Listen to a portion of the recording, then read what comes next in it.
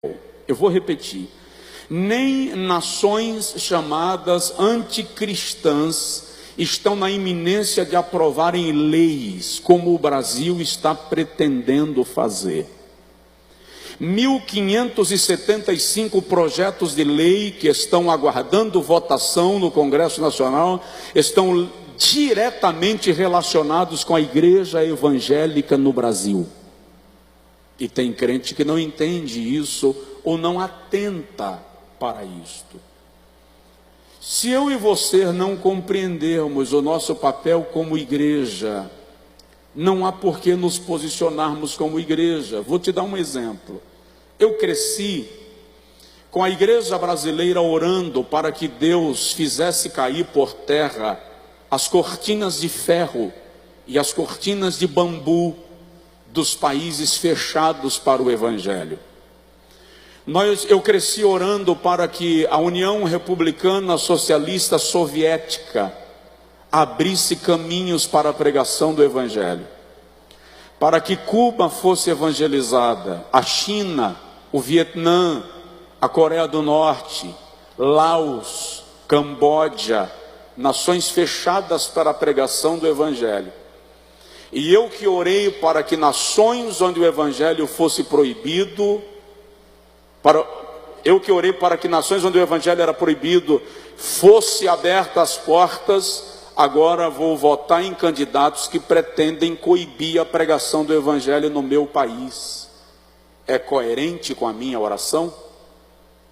Eu oro todos os dias para que nossas crianças sejam abençoadas, porque a nossa descendência é uma geração poderosa na terra. Mas eu vou votar em candidatos que defendem a liberação da pedofilia. A minha oração tem coerência? Nós investimos aqui em centros de recuperação. A nossa igreja apoia alguns centros de recuperação, porque nós cremos que drogados, dependentes químicos e alcoólicos podem ser libertos. Mas eu quero votar em candidatos que pregam a liberação do cultivo e do comércio das drogas. É coerente? Eu estou dizendo aos irmãos que se preocupem onde matricular o seu filho ano que vem, para que seu filho estude em ambientes onde ele receba princípios, valores, conduta moral. Mas eu vou votar em candidatos que defendem a liberação do kit gay para ser usado nas escolas de ensino fundamental. Onde está a coerência do cristianismo que eu prego e da oração que eu faço?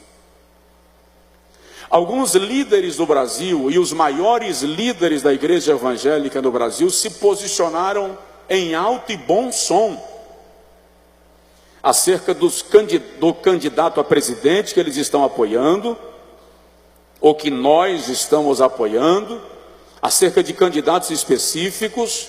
Eu não gosto da menção direta. Não é que eu sou contra fazê-lo, mas gosto que você entenda o que é princípio de liberdade e a exerça com sabedoria e com inteligência. Então, a igreja do Senhor Jesus no Brasil está num momento muito melindroso da sua história. E eu vou repetir. Nenhuma nação que institucionalizou a iniquidade foi poupada do juízo divino. Se a gente lê Amós capítulo 4, tem um texto que as pessoas gostam muito, e elas até me dão muito esse texto em congressos, para ser tema de congresso. O texto diz assim: e porque isto te farei, ó Israel, prepara-te, ó Israel, para te encontrares com o teu Deus.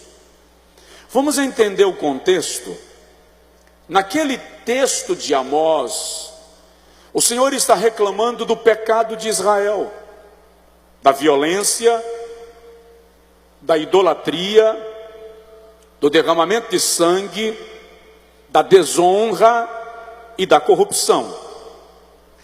Aí se você ler desde o versículo 1, você vai ver que o Senhor está dizendo a Israel: eu enviei a vocês a seca, para vos servir de juízo, a fim de que vocês se arrependessem. Mas vocês não se arrependeram. Então eu enviei a vocês a guerra, e os vossos inimigos vos invadiram, e vos destruíram ao fio da espada, e fiz isto para que vocês se arrependessem, mas vocês não se arrependeram. Então eu enviei a fome, para que vocês se arrependessem, mas vocês não se arrependeram.